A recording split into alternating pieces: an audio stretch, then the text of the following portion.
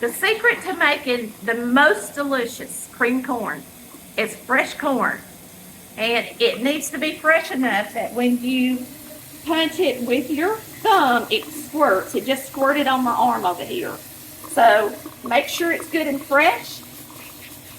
Brush the silks out of it. This is my favorite brush. It is a Lodge brush. I use it all the time for vegetables and stuff. It's supposed to be for cast iron. I have two. I have one for cast iron, and I have one to brush my vegetables with. So just get it good and clean. And I'm running it under water as I am brushing it so that the silks fall down in the sink. Make sure you have something to grab the silks with that don't go down and clog your sink up. You're going to find this in our first cookbook because it's a staple, all right? And my mother creamed corn, and she didn't shove it through a bundt pan so that there are large kernels. I know a lot of people cut their corn off in larger pieces, but we cut ours very thin. Okay, Mama did it, and that's what we're used to, and we love it. So I tell you to take your corn. Of course, you shuck it and clean it and get most of the silks off of it. And if you're really picky, you can make sure there's no silks left and use a knife and pick out the ones that might have a piece left. All right, the best way to do this is rest your corn in the bottom of a bowl. It's best to do it in the sink. I'm doing it here just so that y'all can see good. Now, Mama would take a knife, a sharp knife, and she would make at least 2 or 3 slices down the corn. She wouldn't just cut large kernels. Let me show you what I'm talking about. My granny would do it this way, where the corn would just be big pieces of corn. But Mama would make really thin slices.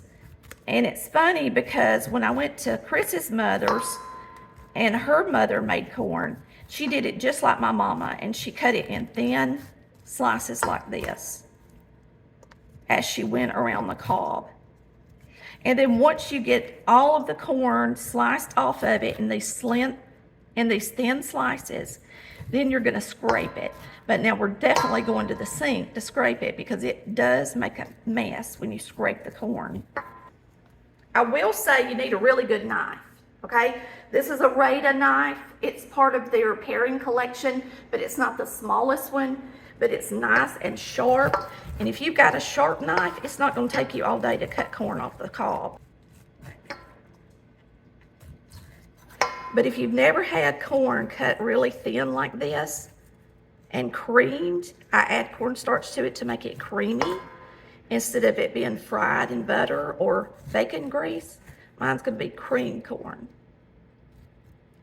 That's the only difference in fried corn and creamed corn, is that creamed corn, you actually get it creamy, and fried corn, you just fry it in the butter or grease, so it's not creamy. It's more like pieces of corn. It's my instinct to want to scrape it when I'm done, but I can't, or I'd make a huge mess out here on this bar. Now, I had 5 ears instead of 6, but they were nice and big. So now you scrape it. A lot of people say turn your knife upside down to scrape it, and that way, you know, you're not dulling your blade. But now I have a knife sharpener that I sharpen my knives all the time with, so dulling my blade's not a big deal because I just sharpen it anyway. When I grew up, we had field corn, and that's what we ate because that's what we grew for the cows. We hardly ever had sweet corn. Every once in a blue moon, Granny would plant a couple of rows of sweet corn, but everybody else just grew their field corn. The difference in field corn and the sweet corn was that field corn was just a corn that farmers used to feed the cattle or to make cornmeal out of at the mill. However, because we grew up eating it, and I know some of you did too, so you tell us if you did, it's not sweet at all. So when we sat down to eat, we were used to eating corn that wasn't sweet, and that's what we still love the most. It is really hard to get field corn, but you can find farmers that do have it, but you have to call or know somebody. Alrighty, you're going to put about 1.5 cups of water in here. I'm using 1 cup because I was missing 1 ear of corn. We're going to put some salt in here. It says to put in about a teaspoon and about a 1/4 teaspoon of pepper.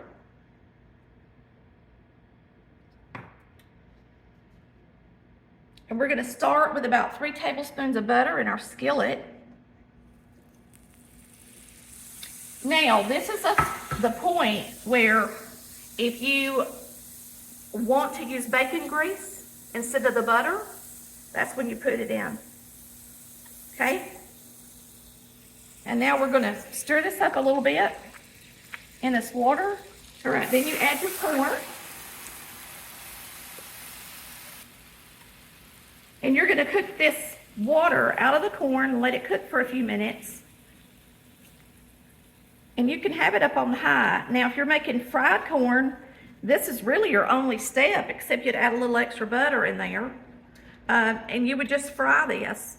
They call it frying it because you cook it on a high temperature. And now it's kind of cool because we had the corn refrigerated. And it should be because it sours really easy. And so we're going to wait till this starts boiling good. And then once that water boils out of there, we're going to thicken it with some milk mixed with some cornstarch. Now, I was telling you about field corn earlier. And when you're making field corn, it is so starchy on its own. You don't have to add the cornstarch. When you go to cream it, you just add a little milk. But the corn that you buy from the store and today, and the sweet corn doesn't have a lot of cornstarch in it. So we have to add it when we want to make it creamy. So we're just going to get this to boiling and boil the water off of it. All right, once all that water starts getting out of there, you can see there's not a lot left. Just make sure you stir it in between so that this is really the part where you're cooking your corn. We've got cold milk, about 1.5 cups, and we're going to add 3 tablespoons of cornstarch.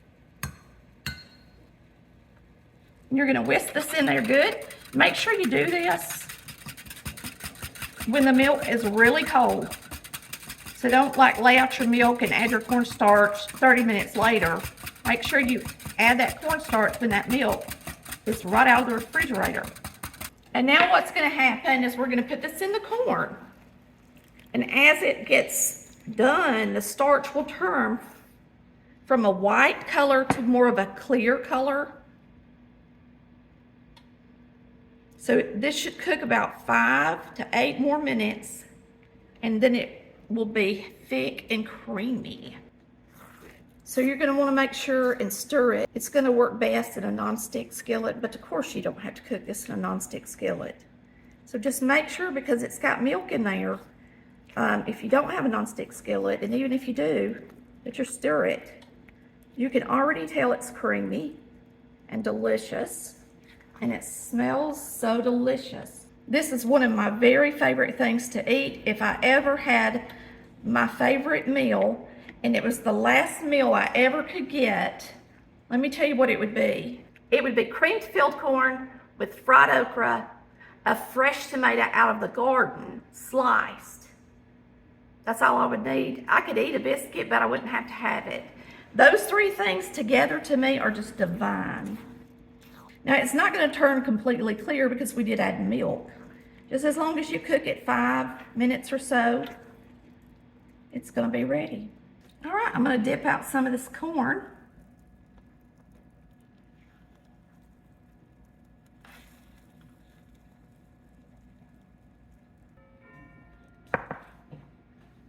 We're going to put a little pat of butter right on the top. I'd love for you guys to get on that website and go buy you some Raida knives. Please go through my links. You're going to find them under utensils. So go to Shop Now, Utensils, click on anything that's Raida at the very top, and then do your shopping. All right, y'all. I don't push a lot of product on y'all, but I'm going to tell you, these Raida knives are amazing. I thought I'd take a minute to talk about them because you can see how fast I could cut that corn off with my Raida knife. Now, my Raida sharpener is simple. It's less than, I think it's around $10. And you just run your knife through it a few times before you cut something. It's simple, dimple. And I bought this block. All of this is on the website, available for you to find. I bought this block separate, okay? So it's not a Rata block, but all of these knives are Rata. So I got several of these because they're my favorite. And then of course we have a steak knife. We have a bread knife, and it's serrated. This is another sharp, more of a large serrated knife. So this is more for cutting meats and things like this. This is a bread knife right here. Then I have my chef knife. I forget what this is called, y'all. This is a carving knife. It's flat, so you can use the sharpener on it. The only thing you can't use the sharpener on is something that's serrated. This is the other paring knife that's my favorite to like cut my potatoes and stuff like that. This is a butcher knife. This is an old one I got at a like a Goodwill or somewhere like that. This is their bagel knife. Now they have the silver handles still, but I prefer the black because you can put them in the dishwasher. Now if something's serrated, I don't like to put it in the dishwasher because it'll lose its sharpness and you can't use this on it to sharpen it. So I only put my flat bladed knives in the dishwasher. And you're gonna really love these knives. If you have a Rata knife, tell everybody how much you like it. I'm gonna lay a couple of more things out here. I got a lot of Rata stuff and they're so nice. This is a tomato knife. It really does great on tomato. But they carry a lot more products than just the simple knives Mama had in the 2020s. All right, we're gonna give this a try and I know it's delicious. All right, let's get a bite.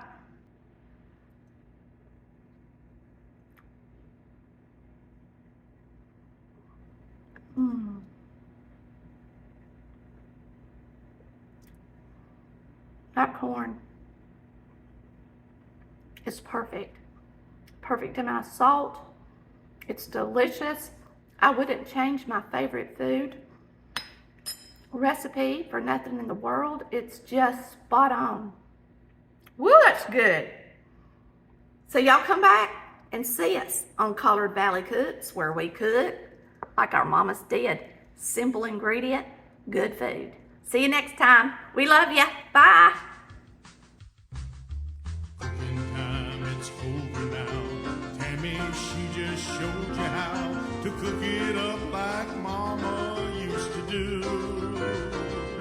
So go on out and have some fun. Now you're getting dinner done with collard